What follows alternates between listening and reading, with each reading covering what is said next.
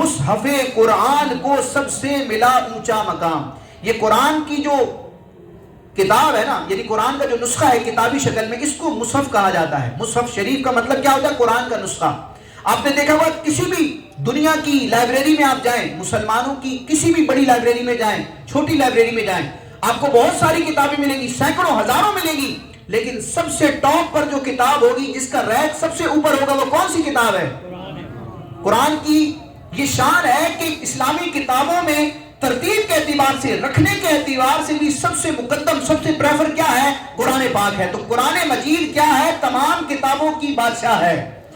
تو مصحف قرآن، قرآن کے نسخے کو، مصحف قرآن کو سب سے ملا اونچا مقام، سب صحیفوں کا ہوا سلطان ہے.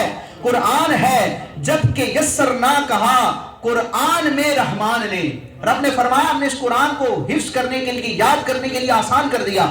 پچھلی امتوں میں جو آسمانی کتابیں ہوتی تھی وہ صرف ان کے نبیوں کو یاد ہوتی تھی. توریت ہے، انجیل ہے، زبور ہے، اس کے علاوہ جتنے آسمانی صحیفے ہیں، تو پچھلی امتوں میں جو کتابیں ہوتی تھی آسمانی صرف نبیوں کو یاد ہوتی تھی، امتیوں کو یاد نہیں ہوتی تھی. یہ حضور کی نالین کا صدقہ ہے. اللہ تعالیٰ نے امت محمدیہ کو یہ اعزاز بخشا ہے کہ حضور کی امت کا ایک چھوٹا سا بچہ بھی قرآن اپنے سینے میں محفوظ کر لیتا ہے.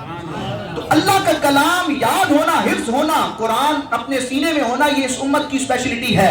کیوں؟ اس لیے کہ رب نے قرآن میں فرمایا کہ ہم نے قرآن کو یاد کرنے کے لیے آسان کر دیا. تو کوئی ہے جو قرآن کی برکت پائے؟ تو جب کہ یسر نہ کہا قرآن میں رحمان نے، حفظ کرنے کو بڑا آسان ہے قرآن ہے. حفظ کرنے کو، سمجھنے کے لیے نہیں. سمجھنے کے لیے آپ کو پھر علماء کی حاجت پڑے گی، مفسرین کی حاجت پڑے گی، جنہوں نے زندگیاں لگا کر قرآن کے مضامین کو سمجھا اور پھر قرآن کا مضمون بیان کرتے ہیں.